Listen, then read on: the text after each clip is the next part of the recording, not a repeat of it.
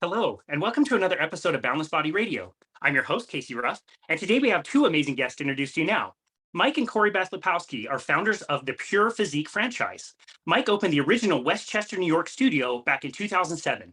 Just a few years later, Corrie-Beth, who was a client at the time, underwent her own transformation following Pure's time-efficient fitness model and ended up losing 30 pounds after years of unsuccessful dieting and hours of cardio each week. 1 year after Mike broke his professional rule of never date a client for the first and only time in his career, thank goodness, the two were married, and Corrie-Beth left her teaching career to join Mike in a fitness career. Together with an amazing team, Pure has since grown into a fitness studio franchise and an internationally renowned coaching program. Corrie-Beth and Mike also have young boys, making Pure their personal solution for staying fit as busy parents. They are also the hosts of the fantastic That Fitness Couple podcast. In each episode of That Fitness Couple, they share the lessons they've learned along the way to achieving a healthy hormonal balance, high energy, mental clarity, peace, and a lean, strong body. They are also joined by top professionals and experts in these areas to help you achieve your best health. Mike and Corrie-Beth, what an absolute honor it is to welcome you to Boundless Body Radio. Thank you, Casey, so much for having us. Yeah, we are pumped to be here for sure. That's great. There's such a stigma in the personal training industry that all the personal trainers are dating all of their clients. I also found my wife at a gym. It wasn't my same location in my defense, and she was a coworker, but same kind of thing. I think it just kind of happens. It's a really great story that you guys kind of hooked up and you broke your rule for the first time. That's great. First and the last time, but I can tell you that even though I was well aware that I had this rule in place, Corrie-Beth certainly did not. And so her perception was, this guy must sleep around with all the clients. Totally. Yeah. Everybody thinks. Yeah, that's what everybody thinks. It's that funny meme of like what my mom thinks I do with personal training, what my friends think I do with personal training, what I actually do, and what I actually do is way more like a therapist. Like it's one of those things that nobody really knows what we really do in personal training. Well, that's awesome. I mentioned in the introduction, I think your podcast is absolutely fantastic. You guys do such a great job talking about many different topics and settling a lot of the science out there and I guess clarifying a lot of misconceptions. It's been a fun one to kind of keep on and just roll with different episodes because I know that whatever the next topic is, it's going to be relevant and important. You guys do a great job getting to the point. Your interviews are fantastic. We've shared many, many guests together. So thank you for your work. I really appreciate it. Likewise. That's great. One of my favorite people in the world is Sally Norton. I've been able to interview her twice. I met her in person at KetoCon this year. She's a wonderful lady. In that episode where you interviewed her, you asked her a bunch of like true or false kind of questions. So eventually I want to get to the point where I'm going to ask each one of you kind of true or false questions and we can riff on what you think of certain things. But before we do, let's hear your story. It sounds so interesting, Mike. It sounds like you were both interested in health and fitness, but you made it a career while Corrie-Beth was doing something different. Yeah, well, I started off as a 7-year-old who just had a fascination with strength, with muscle. It was watching, I think, Lou Ferrigno as the Incredible Hulk was sort of my first introduction. I'm like, that looks awesome. And then, of course, during, I'm 46 years old. So I grew up with Hulk Hogan and Roddy Piper and the Ultimate Warrior and all these professional wrestlers. And so there was just, for whatever reason, I was drawn to strength and muscle. And as early as I could remember, I wanted to lift weights. My parents were afraid I was going to stunt my growth. So they said, you got to wait until you're 13 years old. But as soon as I turned 13, I think the first big gift that my parents ever got me was like this universal weight training set that was in the basement. And I would go down there on my own 3 to 4 times a week and work out. And it just became a passion for me. So when I went to college, I knew I wanted to study physical education, but I also knew I didn't want to come out being one of those gym teachers who wore shorts that were way too tight for them, and then be bombarded by kids all day long. So for me, the natural progression was I need to be in a gym. And it just so happened that when I graduated, my first job as a personal trainer happened to be in a facility that was a Nautilus-based facility. So maybe some of your listeners are familiar with Nautilus equipment. And so I was first introduced to high intensity training at that time, which was like a far departure from what I was doing, which was nothing but high volume exercise. And I was intrigued. And so that was a great learning experience for me. And I grew from there. I will, save you guys the full story. But basically, I started learning more and more about this time efficient approach to exercise, which eventually led to me opening Pure Physique. And it was at that time that Corrie-Beth came in as a client. Well, I'll bring you back to my 7-year-old self, which was I was the biggest tomboy ever. I used to race go-karts and set off firecrackers in the backyard. And I once saw a bodybuilding show on TV and my mom went, ew. And my sister went, ew. And I went, whoa. And it was that first moment where I just thought the human body was so amazing, but my journey didn't happen for about 2 decades later. We also had a gym in our home. My mom had been in a really terrible car accident. And rather than Mike using the gym to work out, I used the gym to hide out. So I would go down there and closet eat and not know what to do with the equipment and felt just really super confused. And then I would run on the treadmill and never see results.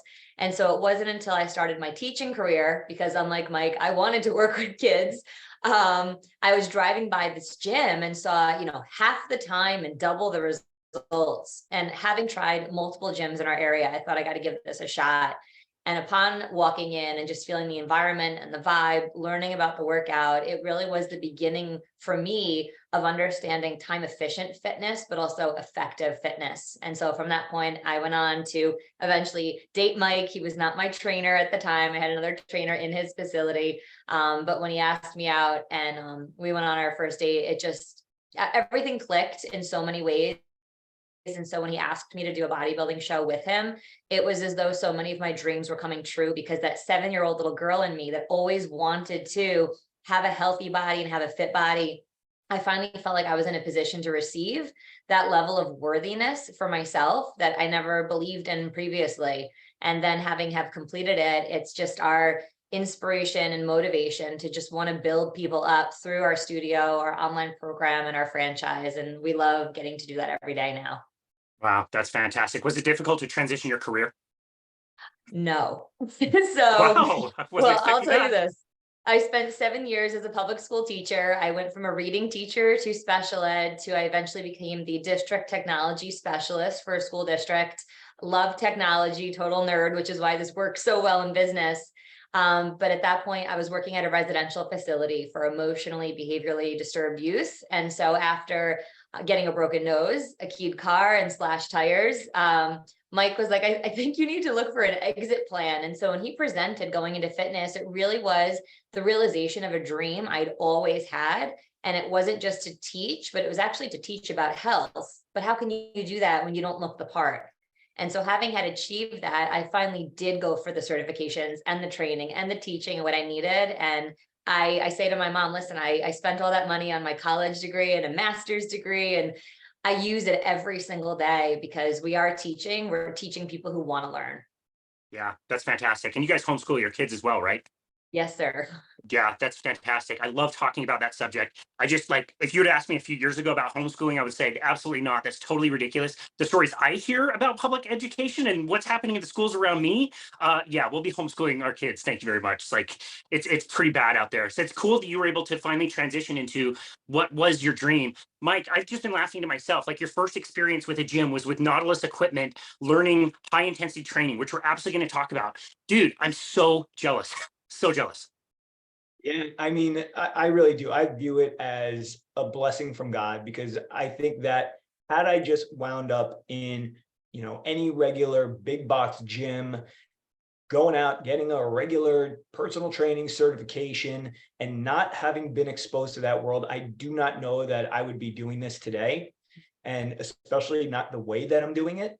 And so it was such an amazing experience because it really challenged me, who came from that background that so many of us do, right? We go to the gym, we watch what everybody else in the gym is doing. They're all doing these high volume 60 to 90-minute routines. Then you open up the muscle magazines and there's Lee Haney telling you about like his 50 set per workout routine. And you're like, well, I'm going to be a bodybuilding champion just like him, not realizing like the doses of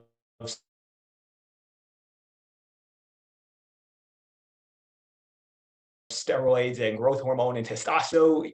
We all, I think, approach fitness quite frequently with the more is better approach. And it's just because we don't know any better. And until we're educated, we fail to realize that efficiency actually is a key component of achieving the fitness results that you're seeking. But because we don't know that, because we're not taught the science, We just go in saying, all right, let me throw as much exercise against the wall as I can and see what happens. And that's the approach most people take. Yeah, totally. We get this all the time as personal trainers, like, oh, you're personal trainers, you must love to work out, right? It's like, absolutely not. Working out sucks. It's hard and it's very intense. I want to do the minimal amount possible so that I can go do the things that I really enjoy. I enjoy paddleboarding. I enjoy going on walks outside. I enjoy mountain biking. Those things are like really fun for me. I want to maximize my time, spend the least amount of time in the gym to make myself strong so I can go do all the other things. And people don't realize that if you understand how to unlock that, you can spend a very minimal amount of time in a gym or outside with bands or any different way, even just with body weight, and get a lot done in a very short amount of time. I think I was out to prove a point with bodybuilding, which was I don't need to do what everybody else is doing to have success as a bodybuilder. And I went the natural route. So it was all fully tested shows. But while all the other competitors around me were exercising 5 to 8 hours a week, they're going in doing their resistance training workouts, but they're also doing their 30 to 60 minutes of cardio. I had not trained more than 90 minutes in an entire week during that span of time in which I was competing. And that was for 13 years, and did eventually reach the level of competing as a pro natural bodybuilder. I'm not a genetically gifted person by any stretch, always the smallest guy pretty much everywhere I go. But for me, it was, you know what, I'm not going to compromise my beliefs around this just because this is what everybody else is doing. And from a professional standpoint, I felt like it was a pretty good selling point that I could get myself into great shape. And yet I wasn't the stereotypical 5 to 8 hour a week personal trainer or bodybuilder. Yeah, and even those numbers, 5 to 8 hours a week to do bodybuilding, I would think like 5 to 8 is bare bones minimum that you would need. Most people would think that you're a chump if you're trying to do a contest and only training 8 hours a week. A lot of these guys are way higher volumes than that. So that is amazing. It's very cool that you were able to prove that. And I agree. It's a wonderful selling point. And that brings me, I guess, to my first kind of truth or myth. And I'm going to throw this at both of you, and you guys can kind of go back and forth and answer this. Cardiovascular training versus weight training. Which one is more effective? Why do we call aerobic training cardio training? You should start off with this one because you were the biggest cardio queen there Cardio was. queen. I totally was a cardio queen. So in my college days, I would hit the gym not once, but twice. And it would be elliptical only and light weights only because, air quotes, I didn't want to get bulky. And so that was the belief that I think for many people is still perpetuated. And the crazy thing about all of that exercise multiple times a day is my body never changed. The only difference for me is I would come home from the gym and be starving.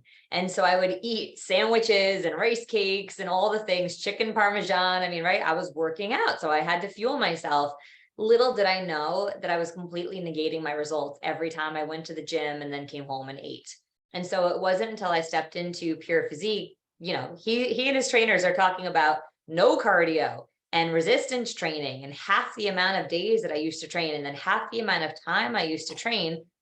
It totally was mind blowing. I tried 6 gyms prior to stepping in and nothing ever worked, so to speak. And so to watch my own body transform, it really was that mind shift that I had to have where I was like, whoa, maybe I've been doing it wrong all this time. Like, whoa, in addition to all of the things that are left out in public education, this was another big piece of it, how to take care of your body. And I just think it's such a disservice to so many people that they think, I want to lose fat, I got to do cardio. I think that we've all probably been exposed to some of the YouTube advertising and messaging that cardio doesn't burn fat. And so, once we realize that personally, it finally is that belief shift where we can begin to think differently and approach our fitness differently. So I'll let you take the next part. Yeah, well, I always like, if you've listened to our podcast, and I always like getting into a little bit more of the science of it all. And so with that being said, people have a misconception around cardio. And here's the thing, is that when people are talking about cardio, what they're really talking about is aerobic exercise. And all of our energy needs, or the way that we produce energy and use energy, falls along a continuum. And that continuum is aerobic to anaerobic. Another way of looking at it is lying in bed doing nothing and then being at an all-out sprint, or pushing against the heaviest resistance that we can and just barely be able to move it. I mean, that truly is the continuum. What people fail to realize is that the most aerobic thing that you could do is sleep. I mean, that is like when you are deepest into your aerobic system. And the idea that, well, I'm going to walk or I'm going to jog and I'm going to work my aerobic system. Like, yes, you are working aerobically, but gradually, eventually, if you want to make any type of progression, intensity has to increase to some degree. And the more we go from laying in bed to standing up to walking fast to jogging to sprinting, we're just moving along this continuum of aerobic to anaerobic energy. Now, the interesting thing is that with respect to resistance training specifically, because it is so anaerobic, because we're working at such a high intensity, right? You're pushing against a load, or you're working your muscles to this point of exhaustion. You have to progress from the aerobic energy system to the anaerobic energy system. So you're actually working aerobically when you are starting off at that lower intensity of an exercise or a workout. And then gradually, as that intensity ramps up, you just start making that progression to anaerobic. But what's very interesting is that there is a system, it's called the Corrie system. No relation to Corrie-Beth. No, but there's none at all, believe it or not.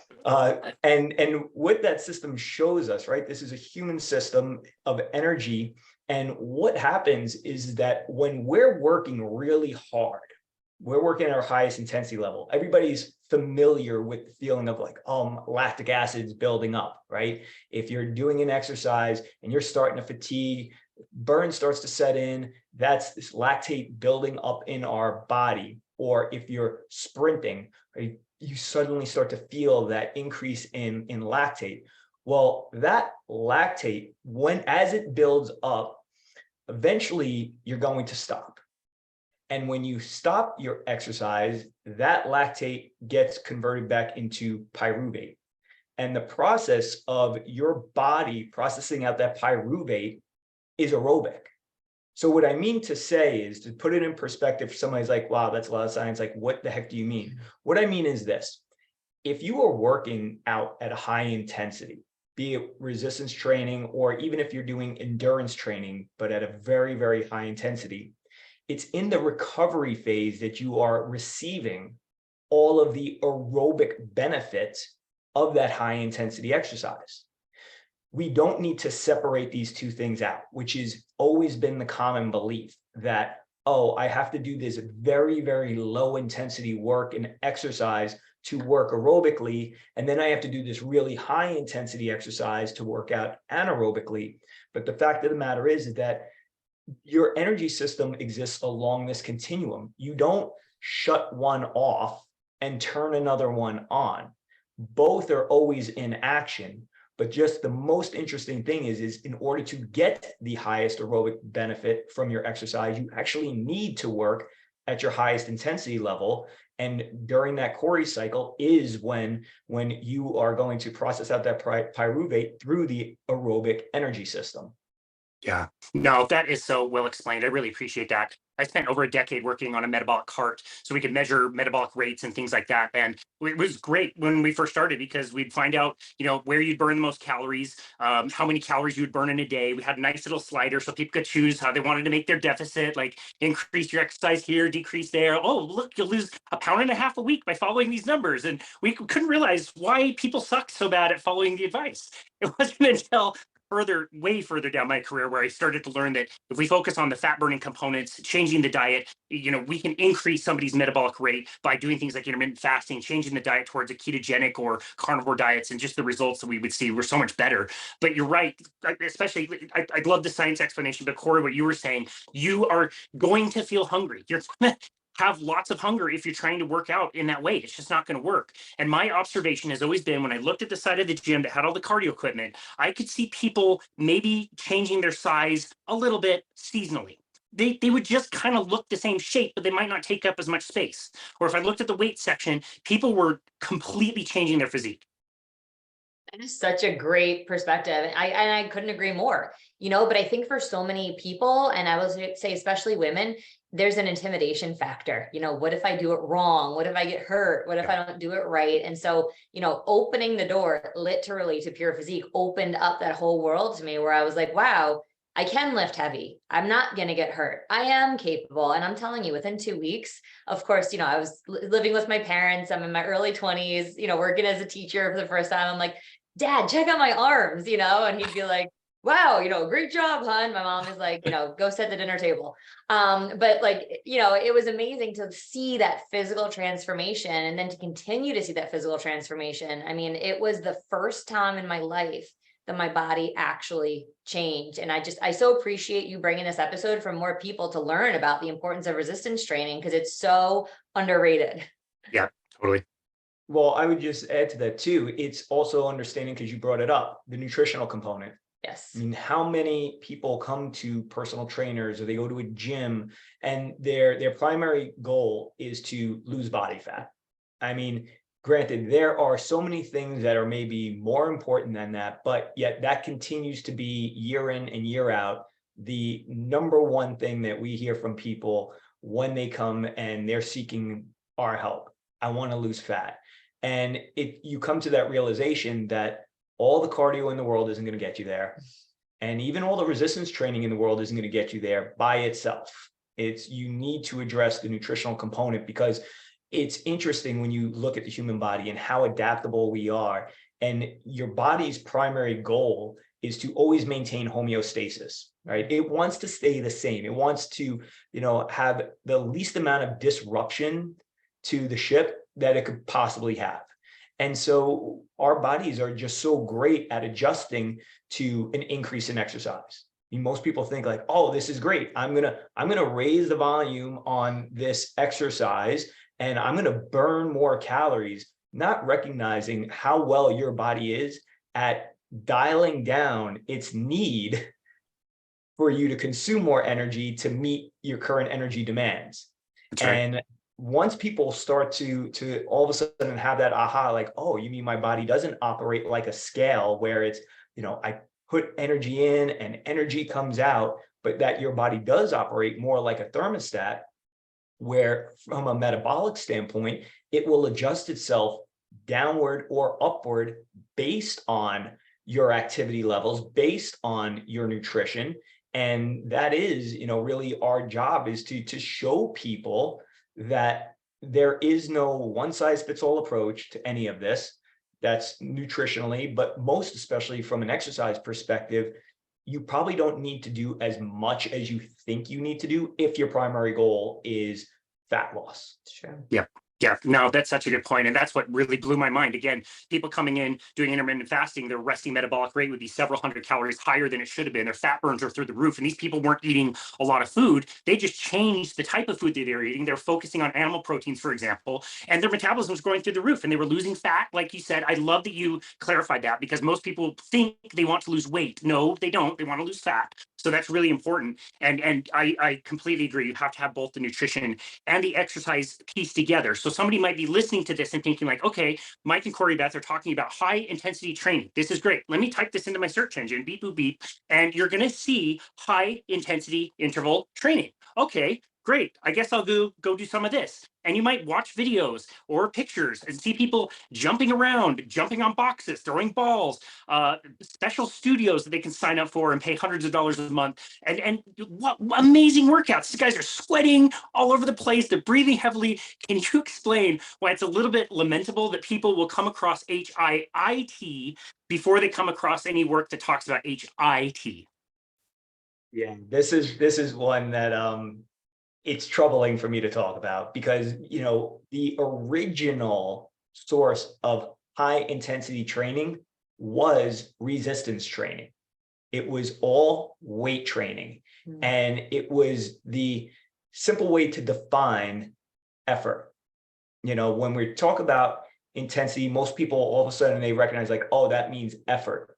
And within the realm of exercise, resistance training really was at one time considered the most high effort activity that you could do, especially because you had individuals who were training to the point of momentary muscular fatigue.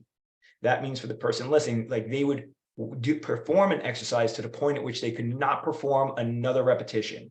And you think you have 100 pounds on that bar, and you're doing those repetitions until the point at which your strength cannot match the weight on that bar.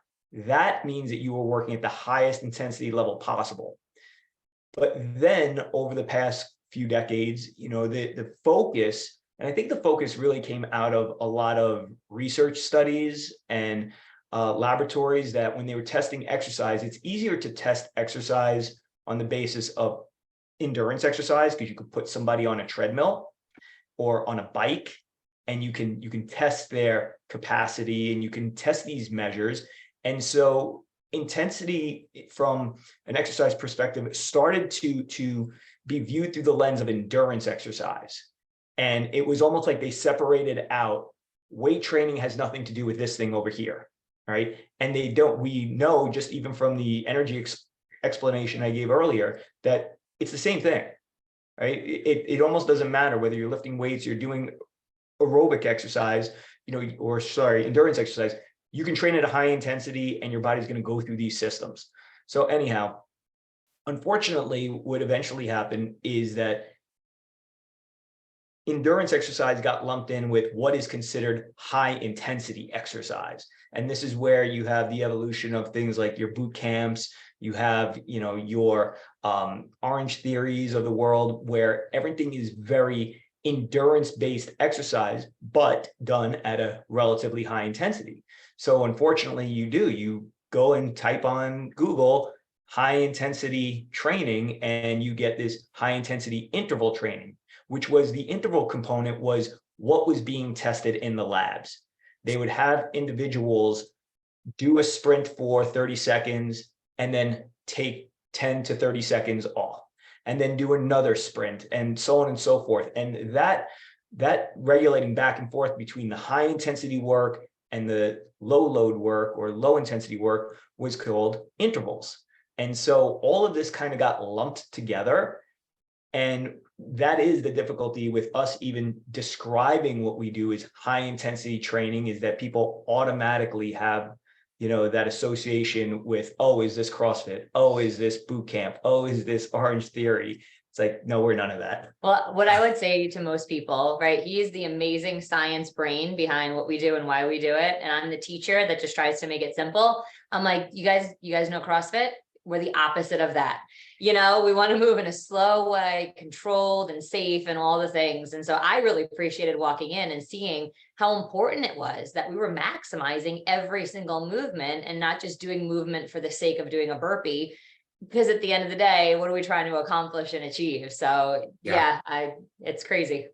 People just have that different expectation of what intensity should be, and they think it's mouth breathing. And again, lots of breathing and sweating a lot and everything. And I will explain to people, like, it's a deep muscular fatigue kind of buildup. You could probably do the entire workout breathing nasally and not think that you're getting a great workout, but in your muscles, you will be shattered. Like when the people at my community center, the teenagers that check me in and out every day, and I walk in and 15 minutes later, I look like I got hit by a truck and I walk out, they look at me like I'm nuts. Like you can do a lot in a very small amount of time by doing this type of training, which I really love that explanation. So next, truth or myth would be, okay, you're using machines, dumbbells and free weights, and what we would call maybe like functional equipment is superior. What do you think about that? Well, it's interesting because a great study just came out, and we spoke about it. I think I even put it in my Instagram, showing that in athletes, this is what I thought was brilliant about this study, by the way. They studied athletes, track and field athletes, and they put them on the same workout.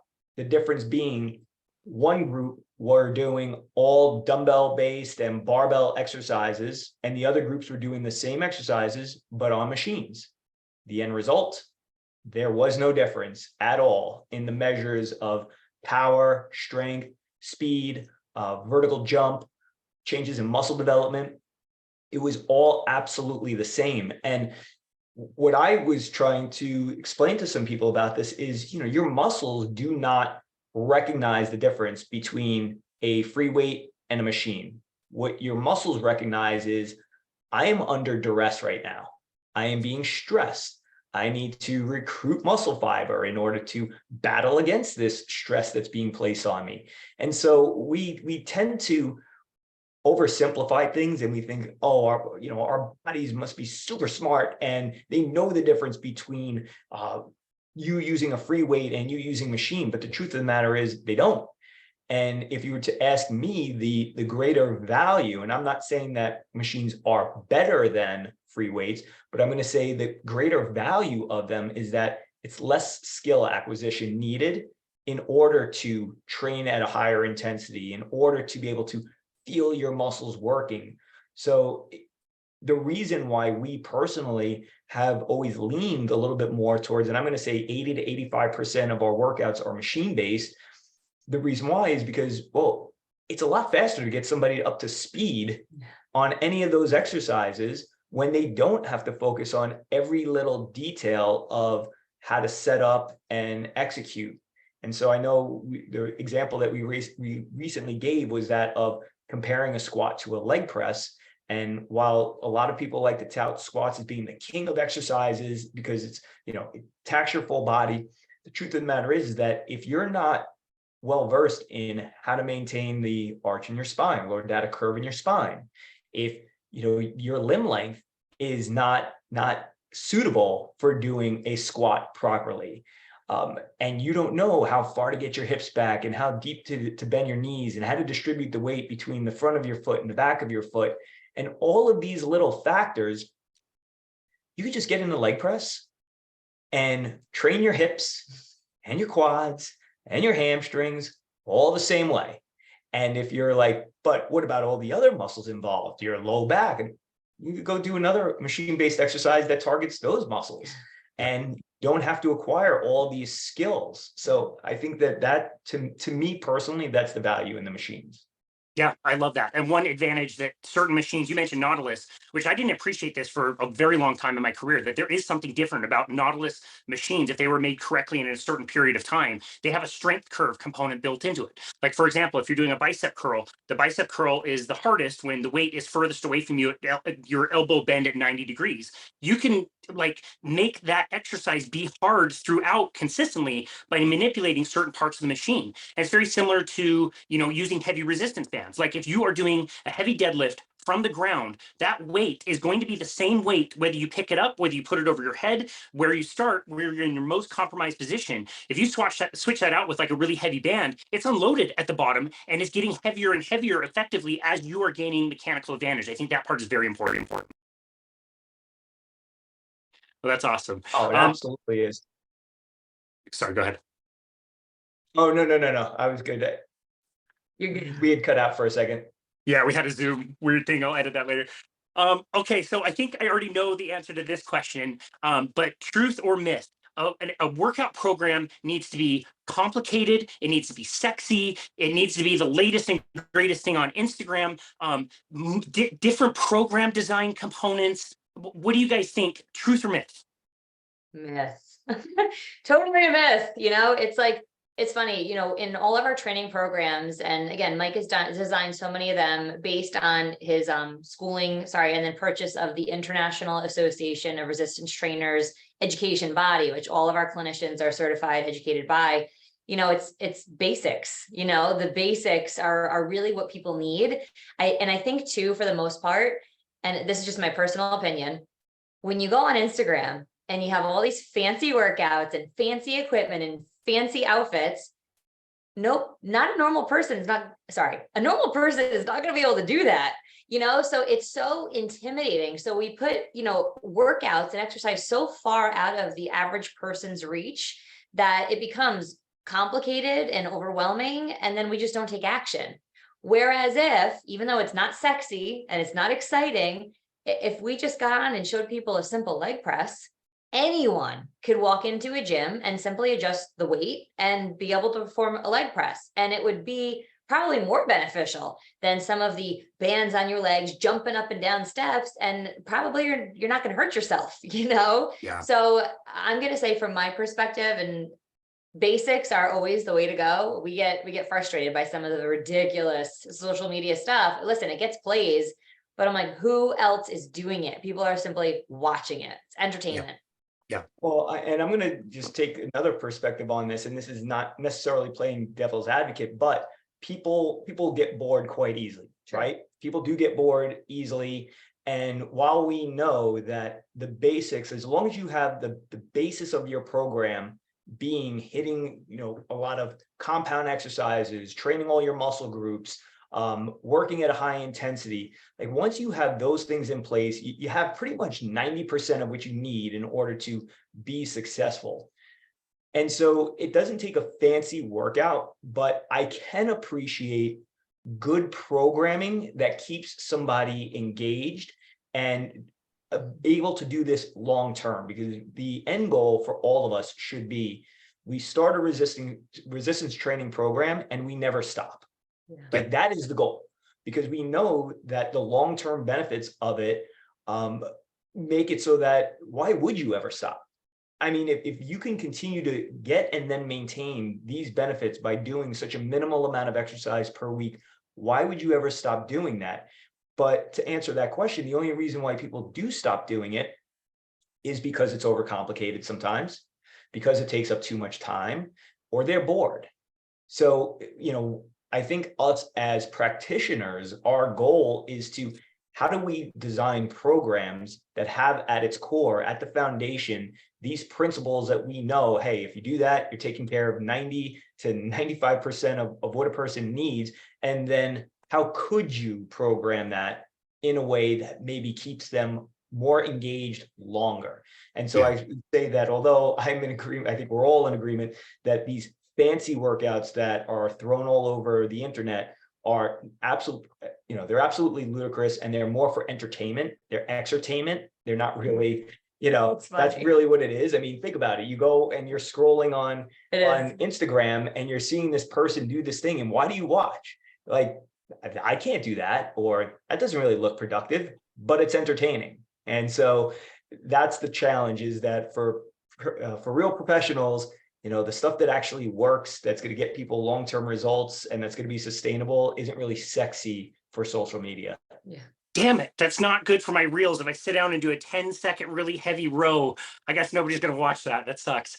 Now, I love that you went there with that question as far as variety goes. And I think such a big point of that is understanding yourself as a person and kind of what you prefer. Do you prefer to be more consistent with the same routine, or do you prefer a lot more variety? And as a fitness professional, we need to understand our clients, understand that everybody's different. I trained a guy for 14 years who literally would fire me if we did the same exercise twice. So I always have to change things, but we're staying in the same kind of I guess, idea of like the structure of the program. We can change variables here and there and keep them engaged, like you said, or interested, but still follow the same principles to get him really good results. And look where he is now. He's been training for 14 years. That's fantastic. So, and we go 3 days a week. So anyway, I think it's really important to consider that. So I'm glad that you mentioned that. We don't have to overcomplicate things, but we can mess with the variables and at least keep people engaged. So that was a really good point. You guys just did a contest recently. I think you were focusing on weight loss for about 30 days, and you came up with some interesting observations that I wanted you to talk about. The people that did the best in these contests, how compliant did they have to be with whatever program they were given? A lot more compliant than people think they are. Interesting. Yeah. I'll say Surprising, that. I guess. So, I'm gonna pull this from memory. So it was over the course of 30 days. We laid out a number of different options that people could take with their nutrition, and it was up to them to decide, hey, which seems most suitable for me. And we just asked them to do one simple thing. Over the course of 30 days, we want you to check off at the end of the day whether you stayed on plan or were you off plan. And that was it. And most people listening will realize that, off plan are the things that we know are probably not the best for us. So sugar-laden foods, a lot of processed foods, things that are loaded with seed oils, eating out at certain restaurants. Like, we know that there's going to be zero good options. So what we said is if there was a day that you did any of those things, you have to mark off that you were off plan. And, the people that did the best, their level of compliance was at the lowest and still had a good result, 88%. Like they had to be at least 88% compliant in order to see progress. And as trainers or as nutritionists or coaches, when we talk to people or people come to you for the first time and you ask them about how they're eating, they always say, well, I eat healthy, I eat well. And then you ask them to do an exercise like this, and you point out, these are the things that probably do not fall in alignment with what you need to be doing to see this result. And so if you do those things at any time, hey, just hold yourself accountable and say, I did it, right?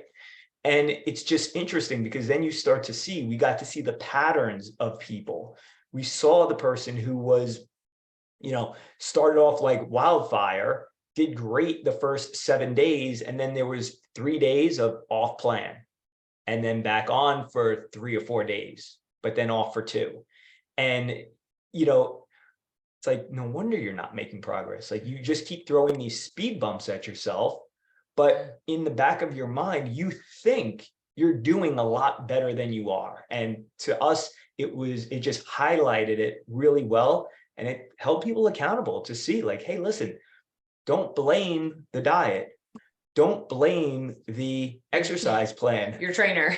Yeah, don't blame your trainer. I mean, when you're being 1,000% truthful with yourself, then what are you really doing and how compliant are you actually? Yeah, that's such a good point. It's the reason why if somebody's going to try a carnivorous diet, a ketogenic diet, something in that realm, I really want them to be fairly strict for 30 to 60 days when they're getting started, because it then becomes its own reward. The person who is, working out for 3 days, going full send the opposite direction for 3 days, like they'll never get to the point that they're feeling so good from being consistent from something that it becomes its own reward. You know what I mean? The people that are more consistent, all of a sudden, the cake isn't really a temptation because they feel like shit, like it's going to ruin their weekend. My wife said it great. We were visiting some friends in Carolina this last year, and she explained to her, like, look, we've got this weird diet. Don't worry about us. We're just going to order different things than you guys. But I'm visiting you. I haven't seen you in years. I don't want to feel terrible. I want to have good energy and enjoy my time with you. So we're going to be a little bit weird about the things we eat, but it was enough. It was worth it to do things a little bit differently, to have a good time. And that's what you can unlock, basically, if you can stay consistent with something, even if it's just for the short term. I love your wife. I can't wait to meet her. And that's so much nicer than our approach. We show up on vacation. We're like, we're eating steaks, everyone. But the funny part is, like, people will come along for the ride because it's a day or it's a week. We had a friend visiting us from down south, and I was making all these fancy salads and things because she was here. And she's like, is this normally what you eat? I'm like, no, normally we put a piece of meat on a plate and we call it a day. She was like, well, don't do anything fancy for me. She went home feeling so good. She went home feeling so much better. She continued for now months, 7 months, and that's still the way she's been eating. So, I love your wife's approach. I'll take a little bit more of that to heart. We're a bit more firm with our family. Like, this is how we're eating. Everybody deal with it. Well, that's fantastic. If I could back up for a second, just because you mentioned like being compliant for 30 days. Yeah. That's how Corrie-Beth's journey started with eating carnivore. Yeah. Was she decided that January 1st, she was going to give it 30 days. I had already been eating that way for about 6 or 7 months or so up to that point. And I'm loving life. I'm loving the way that I feel, recognizing that I don't have to do as many of the things that I would normally have to do to help maintain my shape. I was making fun of him. She was making fun of me. But it was beautiful because I was like, this is so easy. This is the easiest thing I ever did. And then she gave it the 30-day trial. But what that led to was she's still here doing it. Yeah. So I think, if you don't mind, I'm going to ask to be the host for a second. If you could share with everybody though, like, I don't see why we make everybody in our family eat steaks. We just take the control. It's the New York in us, Yeah. But I mean, again, just to highlight that journey, because it wasn't your intention to go beyond 30 days. No, I'll give it to you in 3 quick bullet points. I think the first thing is that, to your point, Casey, if we're going to try something new, we have to give it a real shot, because so many people walk around touting, keto didn't work for me. Intermittent fasting didn't work for me. Carnivore doesn't work for me. And I'm like, you actually didn't work for the way of eating. It wasn't that it didn't work for you. You didn't follow through. So I think the first point here is it's important to give it the full 30 days. You can do anything for 30 days. And on day 31, if you want to go eat a vat of ice cream and bathe in it, like who cares? But point two is by doing whatever it is for 30 days, you're going to change your gut microbiota. You're going to change your gut bacteria so that your cravings are different. Your focus is different, right? When you cut that stuff out, you're not going to want to come back to it. And then the third point is after that 30 days, you can leave yourself open to continue or change your mind, right? We're all adults. And I think that that's the beautiful thing is reclaiming our own power, not being like, I feel like eating healthy today. I don't feel like working out. Stop worrying so much about your darn feelings and just commit to what it is. And know at the end of 30 days, you can choose whatever you want to choose, but decide, don't feel. Yeah, no, I love that. That's great advice. I decided to try it April of 2019, 30 days. And in 2 weeks, when the anxiety that I didn't know I had all of a sudden dropped out and I felt so clear and calm, I was not willing to go back to cake on May 1st. Like it's such an amazing difference. And you're right. If you just try it, stick with it for 30 days, you may find that it is its own reward. So I love those bullet points. I think that's wonderful. My wife is Bethany too, by the way. So you guys get along great. Yeah, exactly. Okay, so I want to conclude on a kind of a different point, but I think it's relevant here. This is some content that I've heard from you, specifically Corrie-Beth, talking about sales training. And people hear that term and they're going to say, I don't care about sales. I don't want to hear any of this. It's got a weird negative connotation. First of all, I believe we're all salesmen anyway. And you know, we also have lots of fitness professionals who listen to this show. Most people know that fitness professionals are generally 100% commission. And so it doesn't matter what your baseline knowledge is of health and fitness. If you can't get in front of people to show them your services, you're not gonna have a chance anyway. But also, we've got a lot of listeners who might be thinking about all of this and they might be getting motivated but don't really know where to start or can't really figure out their motivation. And so the title of these two podcast episodes I listened to was Selling Hell and also Selling Heaven. And you went through a process of asking deeper and deeper questions, but the one that really stood out to me was the last question that you asked on selling hell and selling heaven. What would you want our listeners to know about those concepts that they could use to help motivate themselves? Oh, that's such a great question. I think if I can sum it up, I would walk your listeners through the 5 questions. And so whether you're a fitness professional, these are the questions you should be asking your lead or your prospect or client. And if you're just a listener considering your own health, well, ask yourself these questions, you know, and the first is really, what is our biggest challenge? And in that question, we'll always lie to ourselves. Like, my biggest challenge is I just don't have time. That's a lie, right? That's BS. It's a belief system. Everybody has time. The second question is, how long has that challenge been showing up? And we'll lie to ourselves about that too, right? Like, I haven't had time to work out for like the last 24 hours. So then we ask ourselves the third question, you know, where else is that showing up? And it's like, whoa, we start to think deeper about like, why am I not achieving the goals I want to achieve? Why is my client, you know, not able to achieve the goals? Or why is this prospect coming to me as a fitness professional? And it's like, when we can start to identify, you know, me not working out or taking care of myself is showing up in my finances. As a parent, as a spouse, you know, I'm not maintaining my schedule and we don't even have a date night and our relationship kind of sucks right now. You know, once we can get that more real answer, the fourth question is, how long has that been going on? And I will say, you know, for fitness professionals asking leads this question, if at question 4, the response is pretty much my whole life, I'm like, you nailed it. You nailed it. You know, you nailed the questions, because most of us do not have a struggle that just crops up out of nowhere. Most of our wiring happens by age 8. And so whatever struggles we have, whether it's procrastination, it's saying yes to too many things and not having boundaries, it's, I mean, you name any plethora of self-worth issues, it happens by age 8. That's when our brain, you know, develops, we get our personality. And then the 5th question you asked about is, what happens 5 to 10 years if nothing changes? You know, and I think that in the heaven, it's like, what happens 5 to 10 years if you commit to this? People are like, whoa, right? They can see this beautiful image. In the hell, what happens 5 to 10 years if nothing changes and you continue down this path of not taking care of yourself, procrastinating your health?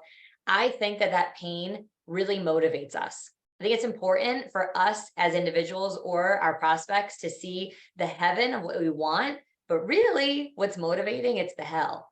And when we can begin to paint that picture of, I'm going to go from pre-diabetes to diabetes, I'm going to go from 20 pounds overweight to probably 50 pounds overweight. I'm going to go from seeing the habits of my mom or my dad to recreating the habits of my parents. And gosh, I'm going to recreate that for my kids. A lot of this stuff is generational. And so asking that question in context to the heaven, meaning the goal you want to achieve, as well as the hell, the pain you're going to be in, that is where we're able to begin to drive real change for ourselves, for our prospect and our lead. And I think as the fitness professional, it gives us leverage to push that person on the days that they don't feel like it. It's like, hang on, you said that this is why you really wanted to do this. Let's go. Let's keep going. We all need that reminder. I mean, that's why I married Mike. It's so he could constantly give me that reminder. I get, we have to remind ourselves of our why. And I think we can find that in our heaven and our hell. Wow, that's really beautiful. I'm really glad I came across that. It smacked me right in the face this morning when I heard it, and I'm really glad that you were able to articulate that so well. I agree with you. I think that can be such a powerful motivator. This has been such a fun chat, you guys. I thoroughly enjoyed myself. I'm going to put you on the spot and ask if you'd ever like to come back on our show again. We would love to host you to continue this chat down the road. But for now, for today, where would you like people to go to find you and connect with you and your work? You guys can head on over to purephysique.com. That's PUREPHYSIQUE.com. And most of our stuff is linked right off of there. Yeah, I was just going to say Instagram, Facebook, you go to Pure Physique, you're going to find us there as well. And then, of course, that Fitness Couple podcast. It's really good. You guys, you do a great job. Thank you. Thank you. And thank you so much for having us. It was truly an honor to be here, connect with you, chat with you. We love taking our Instagram conversation to your podcast, to our podcast. So thank you so much for having us. Yeah, it's been such an honor. I really appreciate all your content and all your work, and for, I guess, discovering the real truths and making it simple for people. People have it so complicated anyway, and so anything we can do to get that message out is wonderful. So Mike and Corrie-Beth, thank you so very much for coming onto our show today. We really appreciate you. Thank you. And this has been another episode of Boundless Body Radio.